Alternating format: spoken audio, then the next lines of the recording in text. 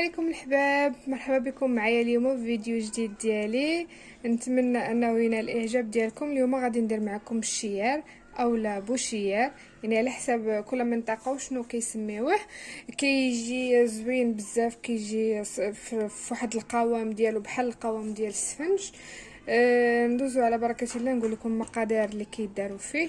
هنا عندي واحد نص كيلو ديال الدقيق، 500 غرام ديال الدقيق.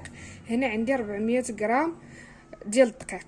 تقدروا ديروا حتى 300 هكا على حسب. انا حاولت ما يكونش بيناتهم فرق كتير باش ما كيجيش غالب الفرص بزاف. عندي هنايا واحد 2 معالق كبارين ديال الخمير ديال العجين، الخميره ديال العجين. وعندي هنايا واحد شويه ديال الملح حسب الذوق. وعندي هنايا معلقه ديال السنيده حسب الذوق. اللي ما بغاش يديرها ما يديرهاش، يعني ماشي ضروريه في الوصفه. انا كنفضل ندير داك المعلقه هكا في العجين ديالي، كتجي كتعجبني تجي فيه واحد النسيمه ولو بسيطه ديال السكر. ندوزو لطريقه التحضير. هنا من بعد ما غربلنا النواشف ديالنا، الدقيق والفينو يعني الدقيق الصلب، غادي ندير واحد حفيره كالعاده. غادي ندير فيها هذيك الخميره ديالي، غندير سنيده والملح. غنجيب الماء يكون دافي، بسم الله.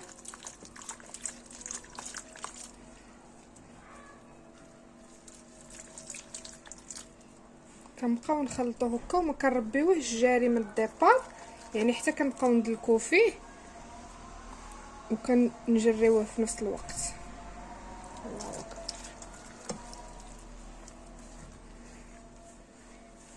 صافي كنبقاو غاديين هكايا على هاد الطريقه بشويه بشويه باش ما كيجراش لينا من الديبار، باش كيجي القوام ديالو زوين، كيساعدك على الدليك.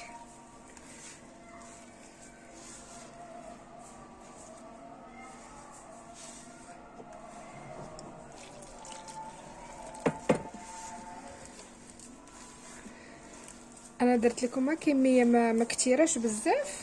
اللي بغى تضاعف الكميه راه بامكانها تضاعفها، وكيف قلت لكم السكر حسب الرغبه، يعني ماشي ضروري في الوصفه. اللي ضروري هو الملح والخميره.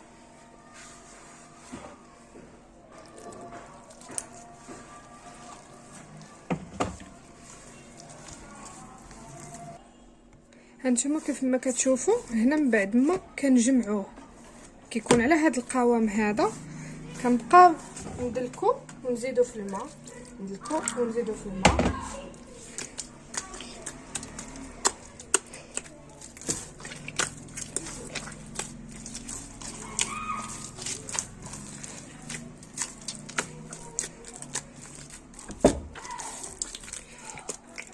حتى كنرجعوه على شكل بحال غادي نديرو به السفنج، بحال هكا كيولي ما كيبقاش هكايا عجينه هكايا.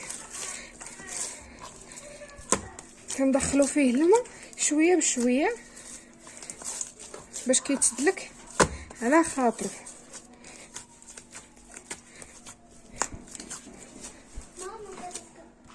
صافي كنبقاو نزيدو فيه، نزيدو الماء وكندلكوه مزيان حتى كندخلو مع داك الماء.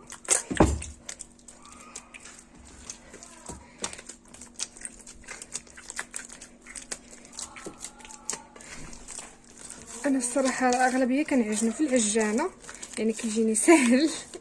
ولكن بالنسبه للمتتبعات ديالي نحاول اني نقدم لكم هكا. كنبغي ندير هكا بايدي باش حيت ماشي كلشي عنده العجانه، ماشي يعني من الاحسن نخدم بيديا باش كلشي يستافد ويشوف القوام ديالو كيف كيجي.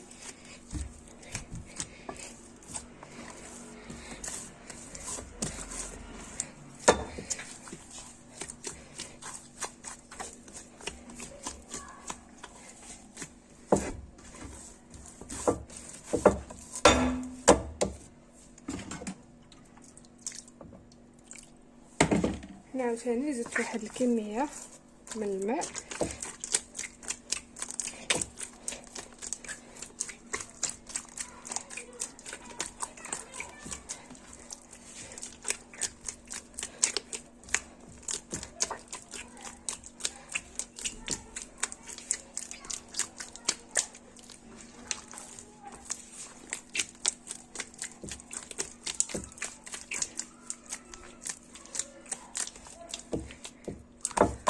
صافي. هنا من بعد ما كنبقاو نزيدو ليه الماء دقه دقه. وهنا راه بدا كيخفاف، وغادي نزيدو ليه عاوتاني شويه د الماء، يعني غيولي داك القوام ديال السفنج نيشان.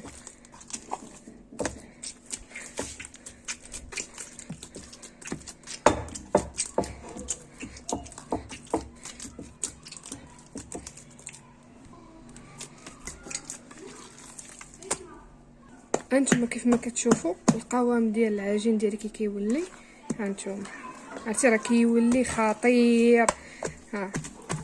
هكا. وغنزيدو مازال واحد الرشيشات. هو قد ما خدمتيه مزيان قد ما كيعطي نتيجه خطيره. هانتوما شو تبارك الله كيجي خطير. غنزيدو عاوتاني واحد الرشيشه د الماء ونرجع معاكم. صافي. هنا هانتوما من بعد ما كنكمل شوفوا القوام ديالو كيفاش كيولي، تبارك الله كتولي مفشفشه وحتى الحجم ديالها كيتضاعف. هانتوما كيولي فيها فقاعات. هنايا غادي نخليوها غنديرها في واحد شي باسينه ولا شي حاجه وغادي نغطيها، اولا ديروها في كوكوط وسدوا عليها اللي بغيتو، يعني على حساب اللي بغيتو اللي متوفر لكم ديروها. هانتوما شوفوا القوام ديالها كيف دايره على شكل ديال البغرير، عفوا شكل ديال السفنج. مشاريه باري مع البغرير.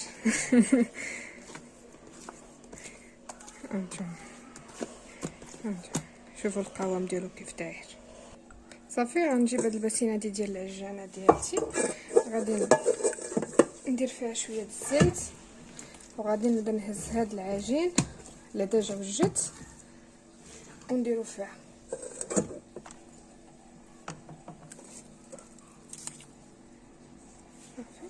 نبقى على الطريقه هذه، ومن بعد غنديرو نغطيه بالسلوفان وندير ونحطو نخليه حتى يتضاعف الحجم ديالو ان شاء الله. وديك الساعات عاد باش نوريكم الطريقه اللي كنخبزو بها.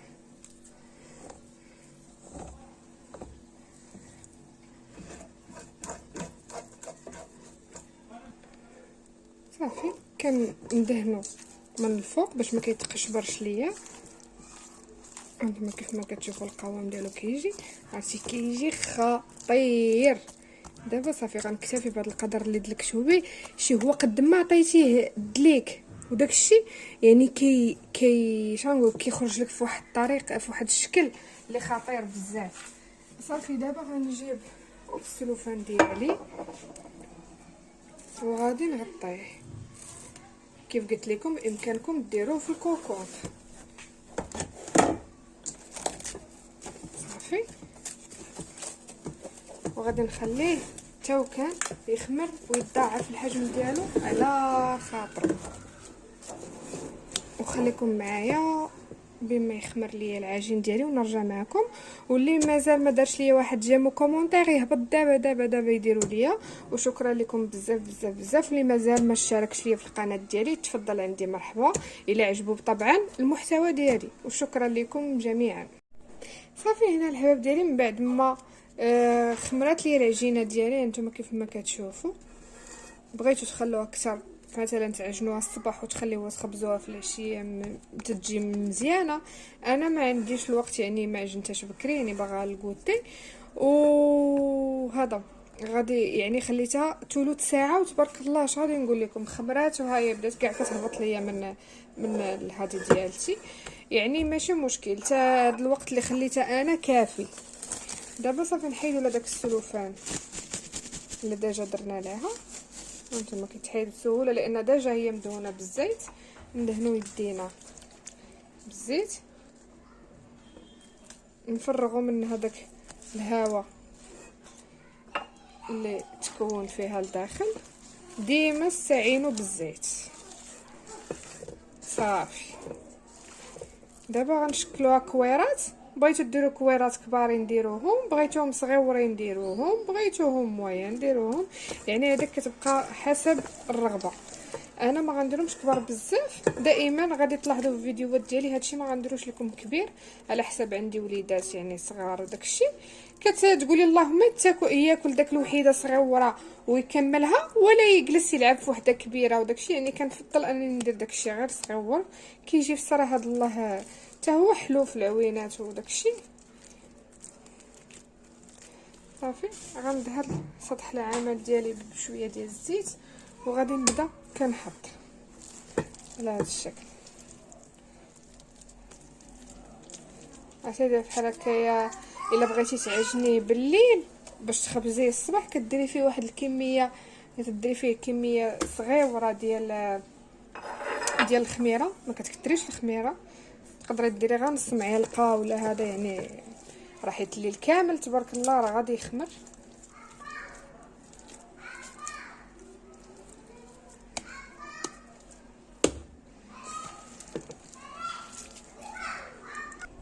صافي هنا من بعد ما كملت التشكيل ديالي ديال الكريات ديالي، فرقتها على 10. يعني اكتفيت بهذا القدر هذا، بهذا الحجم هذا كيف ما كتشوفوا. فرقتها على 10 يعني بهذا الشكل هكا. ودابا غندوزو للطريقه ديال الطهي ديالها. هنايا عندي واحد ورق الطبح، غادي نستعملو. غنوري البنات المبتدئات اللي باقي ما تيعرفوش يهزوا العجين كبيره. هانتوما كيف ما كتشوف، هذا غيسهل عليكم المأموريه وبزاف. يعني هانتوما كنشد الشيار ديالي بحال هكا،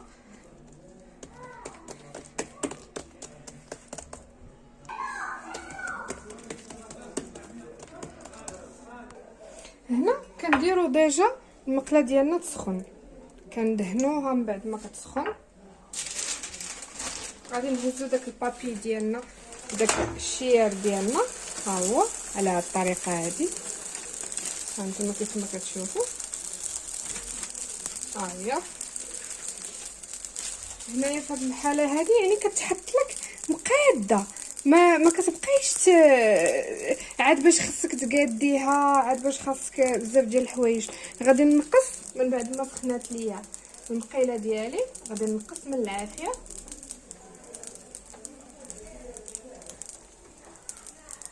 صافي وغادي نخليه يطيب على خاطرو.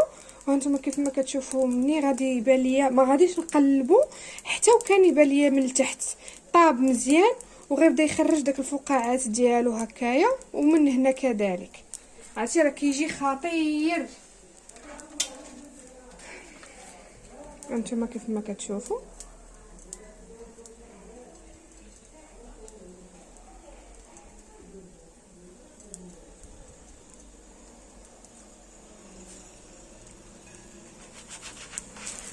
هانتوما كتبقاو تقلبوها بحال هكا، وكتشوفوا كيبان لكم بلي راه مازال ما تحمرش من التحت مزيان. صافي كتخليوه حتى وكان يكمل الفقاعات ديالو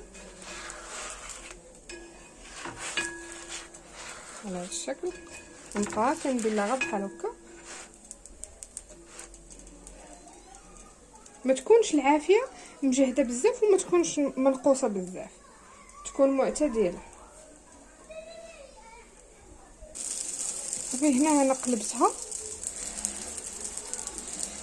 هانتوما كيف كتبان لكم كتنفخ، كتجي منفوخه زوينه بزاف.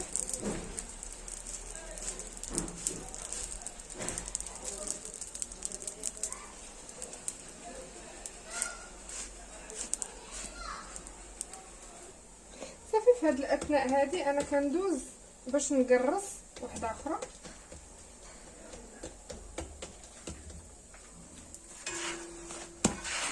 عرفتي هانتوما شو كيجي، عرفتي خطير خطير.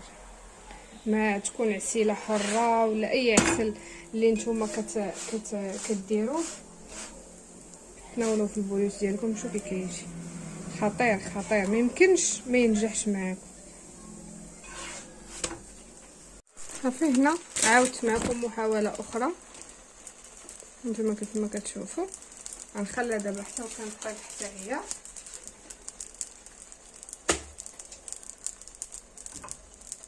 صافي غادي نبقى غدا على هذا الشكل هذا حتى وكان نكمل كاع الكميه اللي عندي. هانتوما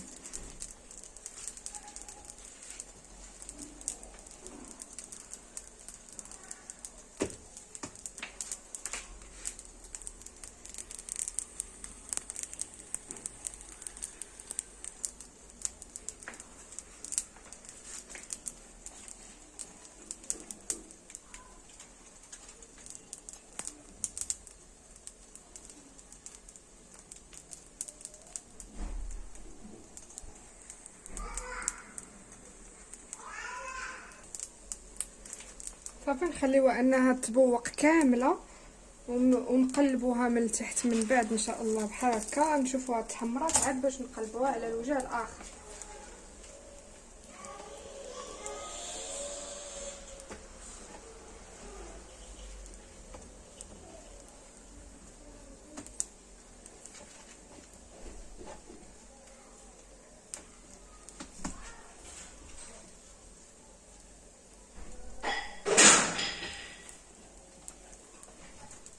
هنا نشوفوا ندهنوها بواحد شويه ديال الزيت صافي ونقلبوا على الجهه الاخرى. هانتوما كتشوفوا من الجناب كيفاش كيجي كعرفتي كتجي مبوقه وزوينه كتنفخ وكيجي خفيف.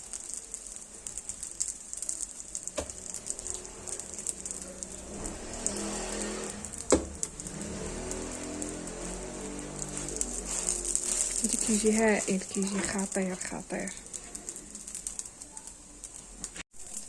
صافي كنبقاو على هذا الشكل هكا. هانتوما شوفوا كي كيتنفخ منين كيتنفخ لك عارفه بلي الوصفه نجحات لك 100%. صافي هو كيطيب وانتيا مع داك الرشيشات هكا ديال الزيت واحد شويه متقومش بزاف.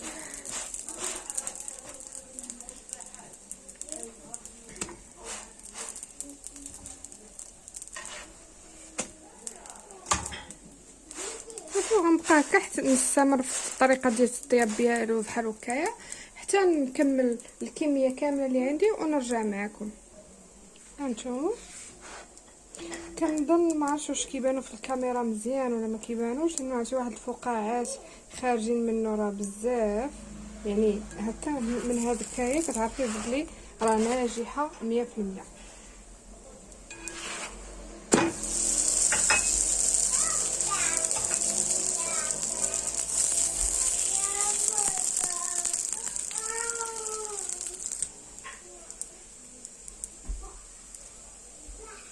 ندير هنايا واحد شويه ديال الزبده بلديه وعسيله ما غادي ندوبوها واحد شويه. هنا راه طافيه المقله ماما حبيبتي هنا طافيه العافيه راه داك السخونيه ديال المقيله. هانتوما كيف ما كتشوفوا عرفتي كيجي رائع مع الزبده بلديه والعسل حر. هذه عندي حتى انا عسيله بهذا ديالها زوينه كتجي زوينه وكتجي بنينه. من الاحسن باش ما تحرقوش داك الزبده والعسل ما تكونش العافيه مشعوله. انا هنا راه طفيت المقله ديالي وباقا سخونه شويه ودرت فيها هادشي ديالي ودابا غادي نهز هذا وغنبدا نمرمد فيه هذاك ديالي على هذا الشكل.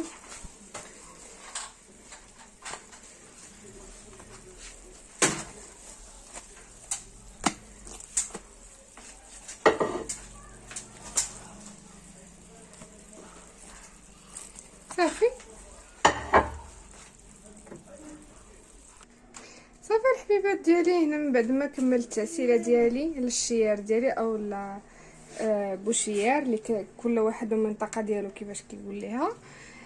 هذا هو الشكل النهائي ديالو عرفتي كيجي بنين بنين بنين بزاف بزاف بزاف. ونتمنى انكم تجربوه بنفس الطريقه اللي عطيتكم. هو كيتجرب هو كيدار بالفورس بوحدو ولكن انا كنفضل انه ما تكونش الكميه كامله فورس باش ما كيجيش غير الدقيق بوحدو. وبالنسبه للتعسيله اللي فيه السكر اولا ما كيبغيش العسل اولا الزبده ولا هذا بامكانك تديري زيت العود مع العسل اولا ديري غير زبيده وزيت العود بالنسبه للناس اللي فيهم السكر. وهكا هذا هو الشكل النهائي ديالنا وبالصحه والراحه وكنتمنى انه يعجبكم. واللي مازال ما دارش ليا ابوني هبطي تابونا معايا واللي باقي ما دارش ليا جيم وكومونتير يهبط لتحت ويديرهم. وشكرا لكم بزاف الى اللقاء.